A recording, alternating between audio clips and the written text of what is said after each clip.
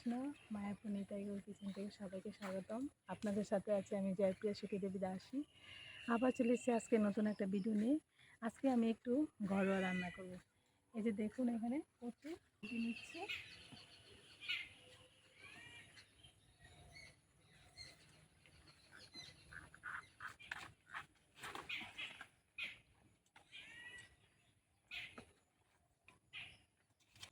এই যে কচু ডাঁটাগুলি কেটে নিয়েছি, এগুলি এখন আমি বেছে পরিষ্কার করে নেব। ডাঁটাগুলি তুলে নিয়ে এসেছি, এখন আমি এখান থেকে পাতাগুলি ছাড়িয়ে নেব। এই পাতাগুলি দিয়েও খুব সুন্দর একটা শাক রান্না করা। দুধমান বলে না, দুধমানের মতো এটা কালো, এটা খুব ভিটামিন। এগুলি খোসাগুলি এভাবে ছাড়িয়ে নিতে হবে। এই সবজিটা খুব ভালো লাগে। এরকমভাবে কালো কালো খোসাগুলি ছাড়িয়ে ডাঁটার মতো সুন্দর করে বেছে নিতে হয়। এই যে বেছে নিচ্ছি, এরকমভাবে আমি সবগুলো ডাঁটা বেছে নিচ্ছি। এই যে আমি এই কচুর ডাঁটাগুলি ছাড়িয়ে নিয়েছি, ছাড়িয়ে পরিষ্কার করে ধুয়ে নিয়েছি। এরকম মোটা মোটা সরু সরু, আর কিন্তু খুব খুব নরম, একদম তুলোর মতো নরম, সবজিতে দিলেই গলে যায়। তার জন্য আমি এখানে এটার সাথে একটু আলু দেবো, তার জন্য এখানে আমি মাঝারি সাইজে 3টে আলু নিয়ে নিয়েছি এর সাথে। আর এখানে 2টো টমেটো একটু ফালা ফালা করে নিয়েছি। আর এখানে আমি একটু মশলা নিয়েছি, এখানে আমি বেশি মশলা দেবো না। এখানে একটু লঙ্কা গুঁড়ো, একটু হলুদ গুঁড়ো আর একটু জিরে বেটে নিয়েছি। এটা একটু আমি জল দিয়ে গুলে নিচ্ছি, দিয়ে দিলাম। এটা মশলাটা একটু ভিজিয়ে রাখলাম, একটু ভালো করে একটু মিশিয়ে নিলাম। মশলাটা যখন একটু গুলে রাখবো না, মশলাটা খুব সুন্দর ভালো ভিজে থাকবে, তখন সবজিতে দিলে ভালো লাগবে। আর এখানে আমি একটা কড়াই বসিয়ে দিয়েছি। প্রথমে কড়াইয়ের মধ্যে আমি এখানে 3 চামচের মতো তেল দিয়ে দিচ্ছি। তেলটা গরম হয়ে গেছে, এখন আলু দিয়ে দিচ্ছি।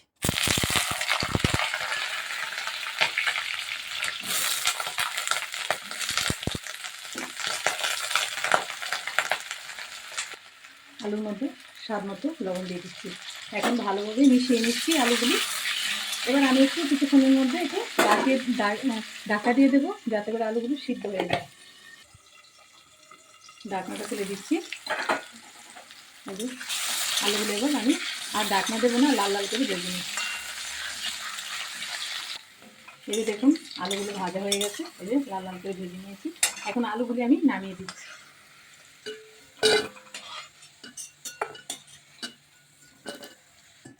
এখানে আমি 2টো টমেটো বানিয়ে রেখেছি, টমেটোটা একটু ভেজে নিচ্ছি। এটা একটু অন্য টাইপের সবজি, আমি টমেটো ভেজে দিচ্ছি, ডালিয়ে দিচ্ছি না। একটু নুন হলুদ দিয়ে একটু ভেজে নিচ্ছি।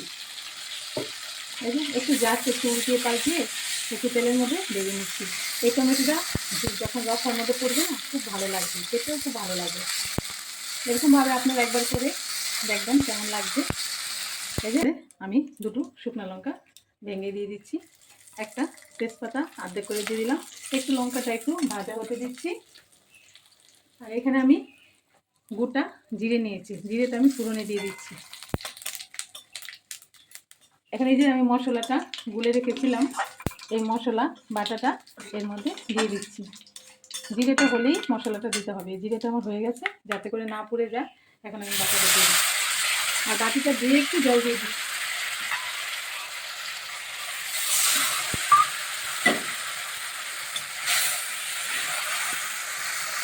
মশলাটা ভালো করে কষিয়ে নিচ্ছি। 4-5টা কাঁচা লঙ্কা দিয়ে দিচ্ছি। এই কচুর রসা তো এর মধ্যে একটু ঝাল দিতে হবে, ঝাল দিলে ভালো লাগবে, কিন্তু এটা গলা ফুটফুট করে না। সেরকমভাবে একটু কষিয়ে রান্না করলে খুব ভালো লাগে। এখন আমি এখানে যে কচুর ডাঁটাগুলি এই মশলার মধ্যে দিয়ে দিচ্ছি।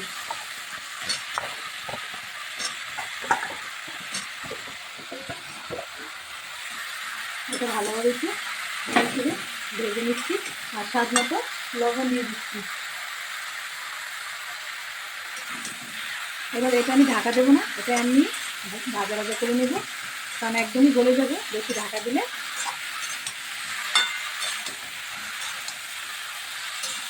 এরকমভাবে অল্প আগে ভেজে নিতে হবে, সুন্দর লাগে।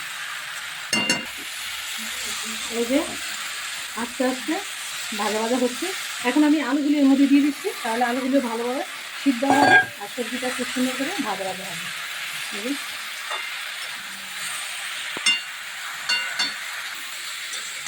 দেখুন আস্তে আস্তে ভাজা ভাজা হচ্ছে।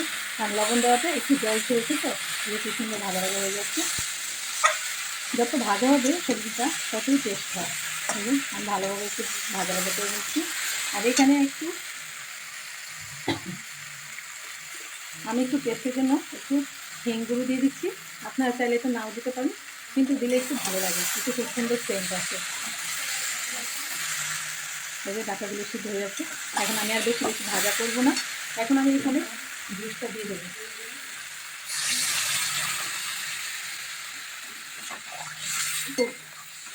একটু পাতলা পাতলা ভালো লাগে এই জুসটা, খুব সুন্দর এটা লাগে খেতে। এই ডাটা আমরা মুগ ডালের মধ্যেও দিই, খুব ভালো লাগে। মুগ ডাল করলেও এই ডাটা দিয়ে ভালো লাগে। আর এটা খুব ভালো এই ডাটাটা। অনেকে ভয় পায় যে মানে গলা ধরবে ওরকম। এটা আমি একটু জুস দিয়ে দিচ্ছি, কারণ এটা সিদ্ধ হবে তো ফুটবে। আমি একটু স্বাদ মতো একটু লবণ দিয়ে দিচ্ছি, জুসটা দিয়েছি তো তার জন্য। এখন এটা আমি একটু ফুটতে দেবো। আর এখানে আমি একটু স্বাদ মতো চিনিও দিয়ে দিচ্ছি, কারণ আমি একটু মিষ্টি গুঁড়ো দিয়ে দিচ্ছি, এটাই মানে গলে যাবে জুসের মধ্যে।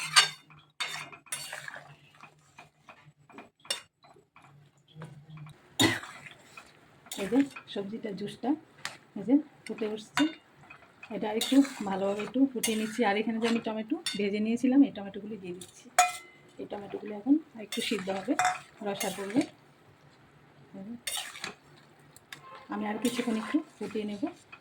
আর সব ভালোভাবে সিদ্ধ হয়ে গেছে। এই যে আলুও সিদ্ধ হয়ে গেছে, ডাটাও সিদ্ধ হয়ে গেছে। এই যে ডাটাগুলি আমি দেখাচ্ছি আপনাদের, একদমই নরম। এই যে ডাটা গলে গেছে,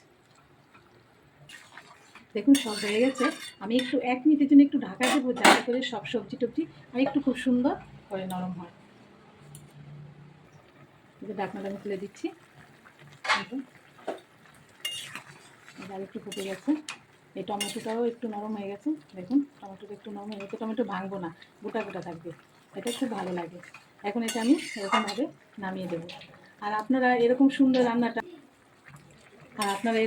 রান্নাটা ভগবানকে রান্না করে ভোগ লাগে গরম রাইসের সাথে প্রসাদ খাবেন, একটু লেবু নিয়ে, অপূর্ব লাগবে খেতে। আর যখন ভগবানের প্রসাদ হয় তখন রান্নাটা আরও ভালো স্বাদ বেড়ে যায়।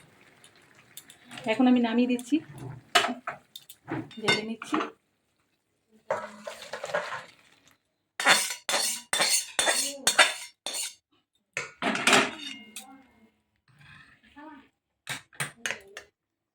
এটা আমি ঠান্ডা করে গৌনি থেকে ভোগ লাগিয়ে দেবো। আপনারা একটু পর আমার গৌনি থেকে দর্শন করে নেবেন। আর সবাই ভালো থাকবেন, সুস্থ থাকবেন। আবার দেখা হচ্ছে পরের ভিডিওতে। হরে কৃষ্ণ।